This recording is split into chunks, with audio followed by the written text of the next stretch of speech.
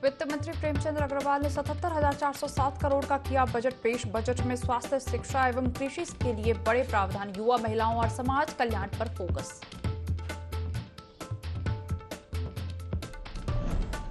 कांग्रेस ने बजट को बताया निराशाजनक, कहा बेरोजगार युवाओं का सरकार ने बजट में नहीं रखा ख्याल।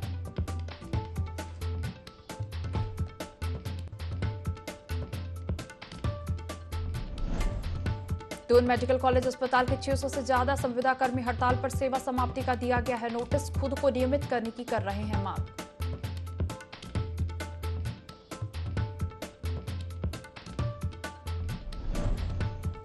पूरे प्रदेश में हर्षोल्लास के साथ मनाया गया फूलदेही का त्योहार। गैरसैंण में विधानसभा अध्यक्ष और कई विधायकों ने बच्चों के साथ मनाया फूलदेही।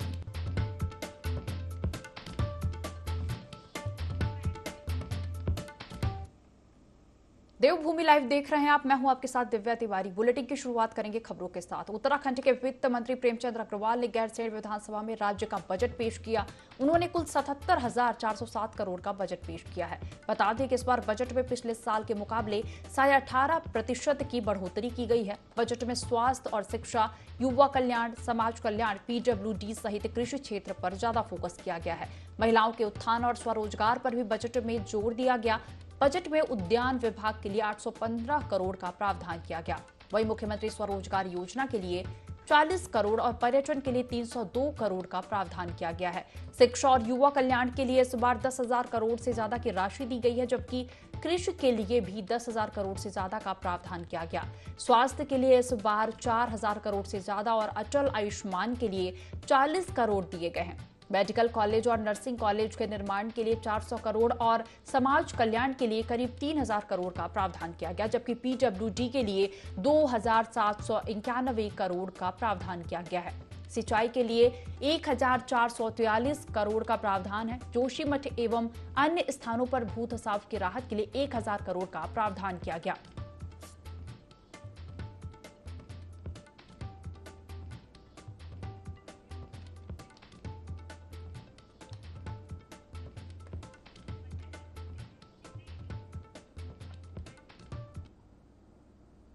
उत्तराखंड के वित्त मंत्री प्रेमचंद अग्रवाल ने गैरसैंण विधानसभा में राज्य का बजट पेश किया। उन्होंने कुल 77,407 करोड़ का बजट पेश किया। बजट पर कांग्रेस की क्या प्रतिक्रिया है?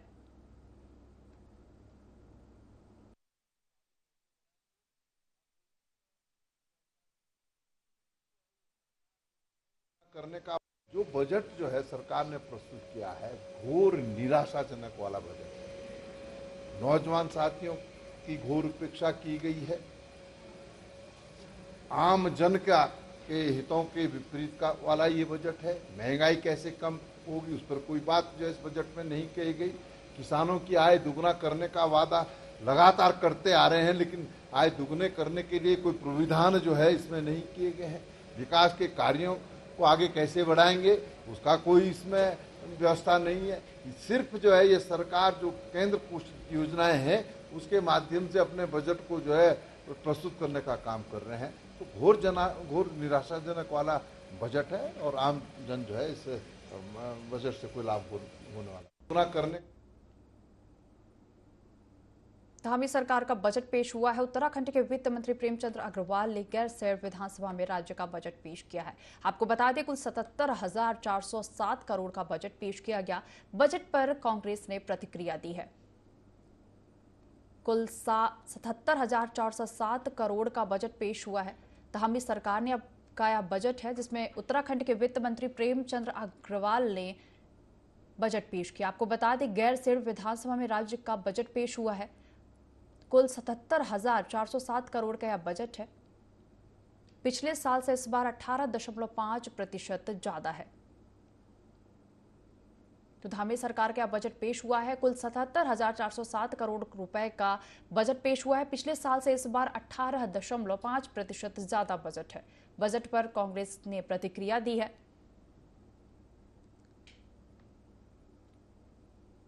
तो धामी सरकार का बजट पेश हुआ है।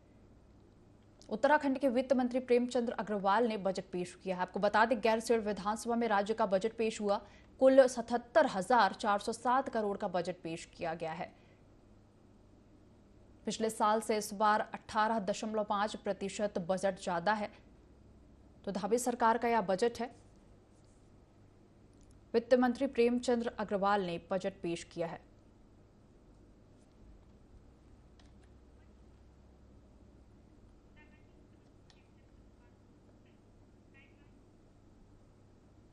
उत्तराखंड के वित्त मंत्री प्रेमचंद अग्रवाल ने गैरसैंण विधानसभा में राज्य का बजट पेश किया। उन्होंने कुल 77,407 करोड़ का बजट पेश किया है। बजट में स्वास्थ्य और शिक्षा, युवा कल्याण, समाज कल्याण, पीडब्ल्यूडी सहित कृषि क्षेत्र पर ज्यादा फोकस किया गया।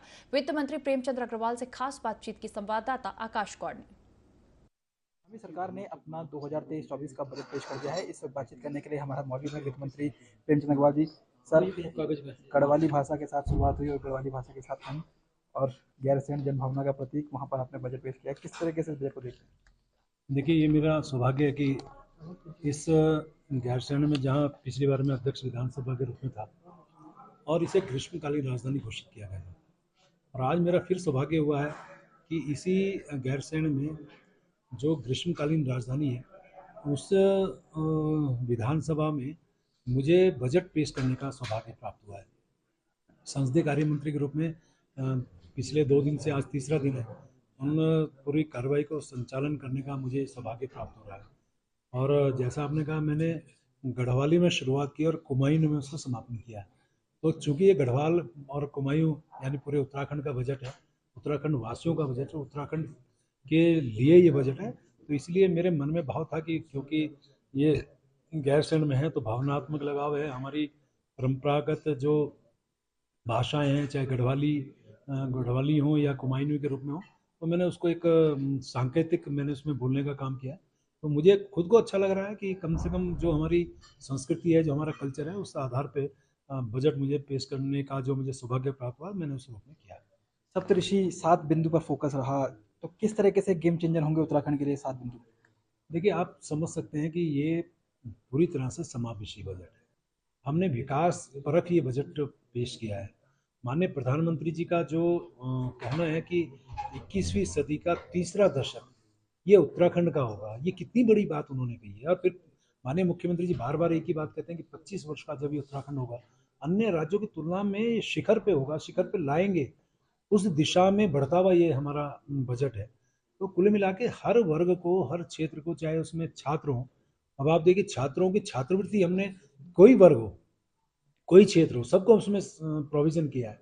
युवाओं के लिए मैंने प्रोविजन किया है, हमने किसानों के लिए प्रोविजन किया है, महिलाओं के लिए प्रोविजन किया है। यहाँ तक कि आप देखिए कि असंगठित क्षेत्र के जो मजदूर हैं, जिनके बारे में कभी कोई चर्चा नहीं करता था, या तो हमारे माननीय प्रधानमंत्री जी ने केंद्र में किए, तो उनका अनुसरण करते हुए हमने यहाँ भी उसमें ढालने का काम किया है। क्योंकि हम लोग जो बजट हम लोग पेश करते हैं, हमारा मकसद होता है पूरे उत्तराखंड का विकास, समुचित विकास, उत्तराखंड वासियों का विकास।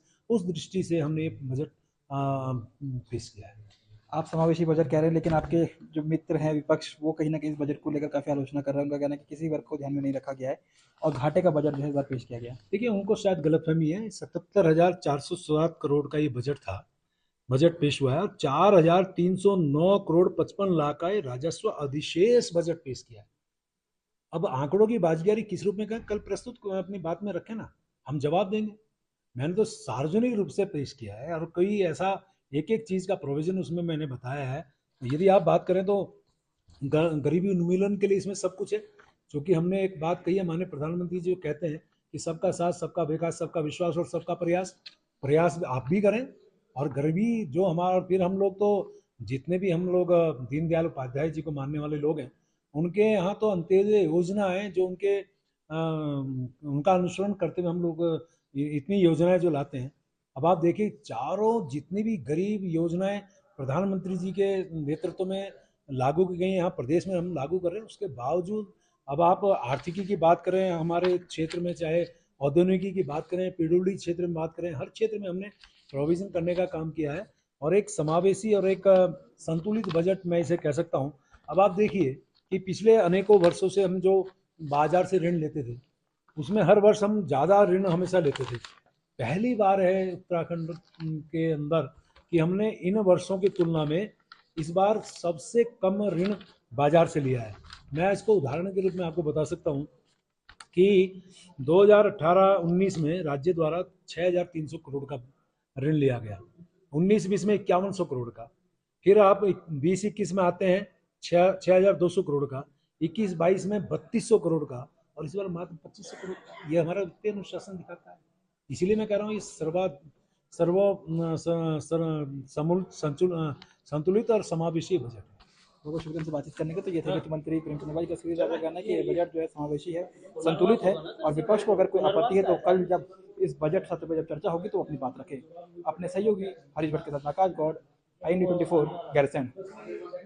उत्तराखंड में गैरसैंण विधानसभा परिसर में विधानसभा अध्यक्ष रितु भूषण खंडूरी, शिक्षा मंत्री धन सिंह रावत, विधायक कर्णप्रयाग अनिल नौटियाल और थराली विधायक भोपाल राम टमटा ने बच्चों के साथ फूलदेई त्योहार मनाया। इस अवसर पर विधायकों के आवास में जाकर फूल बिखेर कर यह त्योहार मनाया गया। यह एक खास त्योहार होता है जो सभी लोग बड़े उत्साह और उमंग के साथ मनाते हैं।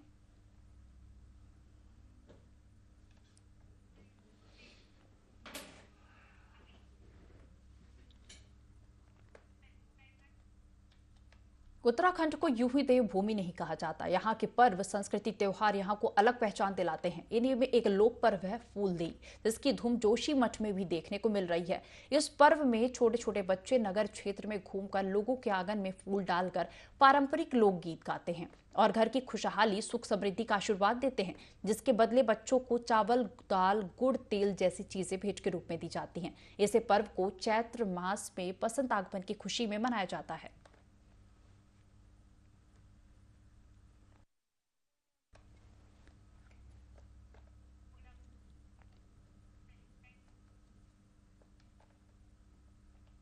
चक्राता विधानसभा क्षेत्र के जौनसार बावर इलाके में भारी ओलावृष्टि हुई, जिससे गांवों में किसानों के फसलों को काफी नुकसान हुआ। मटर, गेहूं, खुमानी, आड़ू और सेब की फसल को ज्यादा नुकसान हुआ है। जौनसार बावर क्षेत्र के बागनी, बुल्हाड़, बायला, बेगी समेत कई गांवों में ओलावृष्टि ने किसानों का बजट बिगाड़ दिया है।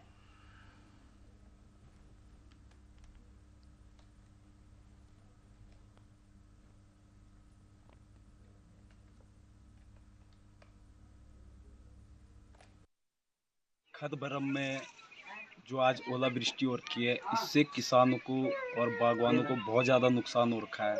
आजकल मटर का सीज़न चल रहा है, मटर की फसल लगा रखी है किसानों ने, लहसुन, गेहूं, जो हर चीज़ में बहुत ज़्यादा हानि हो रखी है।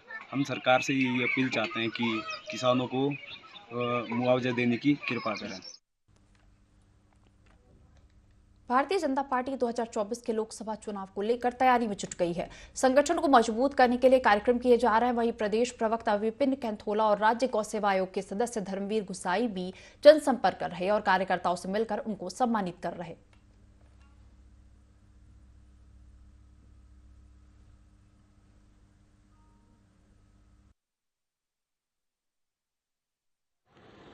जो कार्यकर्ता भारतीय जनता पार्टी और उससे पूर्व जनसंघ के समय के जो पुरातन कार्यकर्ता हैं, जिन लोगों ने भारतीय जनता पार्टी हो या जनसंघ हो, ऐसे कार्यकर्ताओं को हम सम्मानित करने का काम कर रहे हैं। और सम्मानित करने का हमारा मुख्य उद्देश्य ये है कि जो आज की नई पीढ़ी है वो जाने कि जो हमारे पुराने कार्यकर्ता हैं उन्होंने किस तरीके से संगठन को खड़ा किया। आज जो विशाल पार्टी दिखाई देती है और कई राज्यों में हमारी सरकारें दिखाई देती हैं, वो सब उन्हीं के मेहनत का फल है जो आज हमको दिखाई देता है। और उनको सम्मान करके हम नई पीढ़ी को ये बताना चाहते हैं कि जो पुराने कार्यकर्ता उनका सम्मान करना चाहिए। तो कोटद्वार में लोकसभा चुनाव 2024 की तैयारी हो रही है और प्रदेश प्रवक्ता विपिन कैंथोला के साथ धर्मवीर गुसाई ने लोगों से मुलाकात की और इसके साथ ही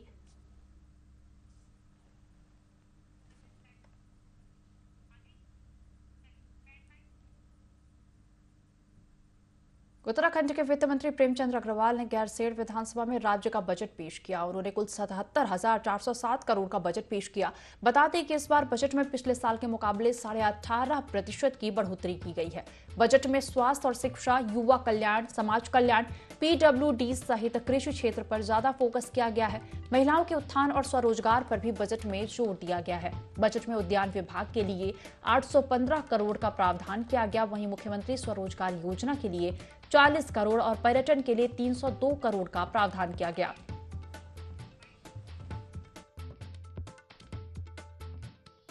बजट जो हमारा संकल्प है, संकल्प नए उत्तराखंड का, उसको साकार करने वाला बजट है। और माननीय प्रधानमंत्री जी का जो मंत्र है, सबका साथ, सबका विकास, सबका विश्वास और सबका प्रयास, इसके आधार पर इसको पूरी तरह से तैयार किया गया है। ये पूरी तरह से समावेशी है, होलिस्टिक अप्रोच इसमें रखी गई है और हर वर्ग के उत्थान का इस बजट में प्रावधान किया गया है। कृषि है, स्वास्थ्य है, चिकित्सा है, उद्यान है, पर्यटन है, ऊर्जा है, शिक्षा है, कोई ऐसा क्षेत्र नहीं है। और विशेषकर से स्वरोजगार को बढ़ाने के लिए, जहां एप्पल मिशन में इसमें बजट का कई गुना पहले के मुकाबले प्रावधान किया गया है, वहीं कीवी मिशन में किया गया है, तिमूर में किया गया है, दालचीनी में किया गया है और 50,000 पॉली हाउस बनाने के लिए उद्यान में इसके लिए अलग से धनराशि का प्रावधान इस बजट में किया गया है। ये पूर्ण रूप से सशक्त उत्तराखंड और विकल्प रहित संकल्प उत्तराखंड को आगे बढ़ाने का, उस संकल्प को पूरा करने वाला बजट है। पहली बार इस बजट में हर विभाग का विस्तृत रूप से कहीं न कहीं विस्तृत रूप से सभी विभागों को इसमें समाहित किया गया है। और 2025 जो हमारा स्थापना का 25वां वर्ष पूरा होगा, रजत जयंती वर्ष जब हम मना रहे होंगे, उस समय हम देश के अग्रणी राज्यों में शामिल हों, यह भी इस बजट में प्रावधान किया गया है। 5 सालों में GSDP हमारी दुगनी हो, वह भी इस बजट में प्रावधानित है। साथ ही साथ जो कुल व्यय इस बजट में 77,407 करोड़, जो पिछले वर्ष की तुलना में 18% की इसमें वृद्धि हुई है। इसी प्रकार से राज्य के स्वयं के संसाधनों से जो कुल प्राप्तियां हैं 24,744, गत वर्ष के सापेक्ष 18.44% की इसमें भी वृद्धि हुई है। और राजस्व अधिवेश में 4,309 करोड़ का राजस्व अधिवेश इस बजट में प्रावधानित है। पूंजीगत परिव्यय में भी वृद्धि हुई है। देखिए, इंफ्रास्ट्रक्चर और हेल्थ की सुविधाएं हमारी प्राथमिकता में है और माननीय प्रधानमंत्री जी ने जो आयुष्मान भारत योजना प्रारंभ की है, उस योजना का 100% लाभ यहाँ पर उत्तराखंड के कार्ड धारकों को मिल रहा है और इसलिए हमने 400 करोड़ रुपए की धनराशि का इसमें प्रावधान भी किया है। सड़क हमारी प्राथमिकता है और सड़कें हमारी अच्छी होनी चाहिए, इसलिए अधिक धनराशि का प्रावधान किया गया है और 700 करोड़ रुपए की धनराशि तो केवल सड़क सुरक्षा के लिए ही प्रावधानित की गई है। जोशीमठ को बचाना और जोशीमठ को फिर से एक नए स्वरूप में खड़ा करना, ये हमारा संकल्प है और हमारे देश के यशस्वी प्रधानमंत्री आदरणीय मोदी जी का भी लगातार जोशीमठ को लेकर उनकी चिंता है। लगातार वो स्वयं भी वहाँ से जानकारी करते हैं और भारत की सरकार ने भी हर संभव हमको जो है सहायता का आश्वासन दिया है और NDMA की रिपोर्ट कंपाइल हो रही है। वो रिपोर्ट कंपाइल होकर हम भारत सरकार को एक निवेदन भी करेंगे, लेकिन हमने राज्य की तरफ से जो बुनियादी चीज़ें प्रारंभ की हैं, जैसे कि अभी जो घरों के लिए, होटलों के लिए और जो मुआवजा राशि हमने बांटना भी प्रारंभ कर दिया है। अपनी तरफ से भी, राज्य सरकार की तरफ से भी इसमें 1,000 करोड़ रुपए की धनराशि का प्रावधान किया गया है। नहीं, ये बजट देखिए, जो हमारे युवा उद्यमी हैं और युवा स्टार्टअप के लोग हैं, जो इंटेलिजेंस के क्षेत्र में, IT के क्षेत्र में और साइंस एंड टेक्नोलॉजी के क्षेत्र में जो आगे बढ़ना चाहते हैं, आगे आना चाहते हैं और माननीय प्रधानमंत्री जी की सोच के अनुरूप कि साइंस एंड टेक्नोलॉजी का ये ज़माना है और इसका अधिकाधिक उपयोग हम राज्य के लिए कर पाएँ, हमारे नवयुवकों को, हमारे नौजवानों को और इस उद्यमियों को हम प्रोत्साहित कर पाएँ, इसलिए हमने विशेष रूप से इस बजट में यह भी प्रावधान किया गया है। रोजगार देखिए एक बहुत बड़ा मुद्दा है और जो सरकारी रोजगार है वो बहुत सीमित है, लेकिन उसके बावजूद भी हमने ये तय किया है कि जो भर्ती की प्रक्रिया है, जो रिक्त पद हैं वो सभी सरकारी पद भरे जाएंगे, लेकिन इतने भर से काम चलने वाला नहीं है। जब तक कि हम सभी को स्वरोजगार के माध्यम से जोड़ नहीं पाएंगे तो रोजगार का जो काम है वो अधूरा रहेगा। इसलिए स्वरोजगार को, चाहे वो मुख्यमंत्री स्वरोजगार योजना हो, स्वयं सहायता समूह हो और ऐसे उद्यमी हैं, उन सभी को कहीं ना कहीं सहायता करने का इस बजट में प्रावधान किया गया है। G20 देखिए ये हमारे लिए बहुत गौरव की बात है कि जो भारत की अनेकों बैठकें जिस होने वाली हैं, बड़े बड़े शहरों में होने वाली हैं, उसमें से पहले तो 3 बैठक हमको मिली है हमारे राज्य में। चूँकि जिस प्रकार से हमारा राज्य देश के एक मतलब मैं कहूँ कि बहुत बड़े राज्यों में हम नहीं हैं, लेकिन उसके बावजूद भी हमको 3 बैठकें मिली हैं। मैं आदरणीय प्रधानमंत्री जी का धन्यवाद करना चाहता हूं। और इन 3 बैठकों में से जो सबसे बड़ी बैठक, जो 5 बैठक भारतवर्ष के अंदर होने वाली है, जिसमें PSA लेवल की जो बैठक है, वो पहली बैठक हमारी 28 और 29 मार्च को रामनगर में होने वाली है। फिर दूसरी बैठकें मई और जून 2 महीनों में लगातार ऋषिकेश, नरेंद्र नगर इस क्षेत्र में आयोजित होने वाली है। निश्चित रूप से उसको लेकर जो तमाम तैयारियां हैं, वो तैयारियां हमारी बहुत तेज़ी से आगे बढ़ रही हैं और 100 करोड़ रुपए की धनराशि का इसमें हमने प्रावधान किया है, जो एकदम से इंफ्रास्ट्रक्चर है, सड़कें ठीक करनी है, जिस रास्ते से उनको आना है वहाँ पर साफ़ सफाई होनी है, सभी प्रकार की व्यवस्था होनी है। तो ये हमारे लिए बहुत बड़ी बात है कि इससे हमारे उत्तराखंड का संपूर्ण विश्व में नाम जाने वाला है, हमारी संस्कृति जाने वाली है, हमारी मातृशक्ति के द्वारा जो काम विशिष्टता लिए हुए जो काम है, महिला सशक्तिकरण के लिए किए हुए काम है, स्वयं सहायता समूह के द्वारा किए हुए काम है, हमारी सांस्कृतिक जो धरोहर हैं उसको संपूर्ण विश्व के अंदर ले जाने का हमारे पास अवसर है और हम सब ले जाएंगे आप सबके सहयोग से। पिछले दिनों मैंने पूरे वर्ष भर की जो प्राप्तियां हैं, राजस्व की प्राप्ति है और खर्चे दोनों के संबंध में एक समीक्षा बैठक करी थी। उस समीक्षा बैठक में तय हो गया है कि इस बार अप्रैल माह में सबसे पहले इस साल का बजट पूरा हो जाए।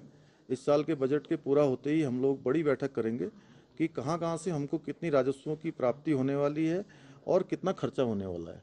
दोनों की एक साथ मॉनिटरिंग करेंगे और हर महीने का हमारा कैलेंडर होगा और उसके सूचकांक पर उसको अंकित किया जाएगा कि कितनी प्राप्तियां हमने कर ली हैं, कितने तक हमें जाना था, कहाँ लक्ष्य था।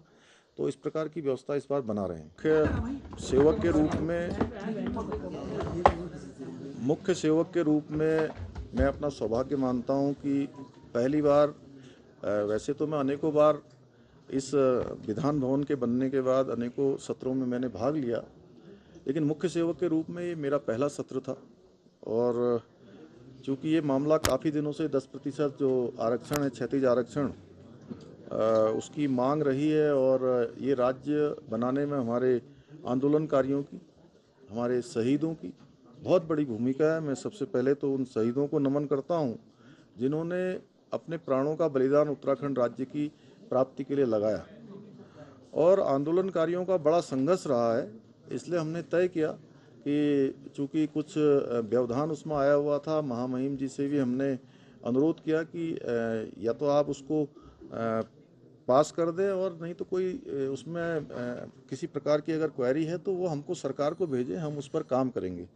तो उन्होंने राजभवन से हमको विधेयक वापस लौटाया और हमने मंत्रिमंडल की उप समिति बनाई। मंत्रिमंडल की उप समिति ने उस पर काम किया और काम करने के बाद कैबिनेट में आया और हमने उसको पास कर दिया। फिर से दोबारा से महामहिम जी को।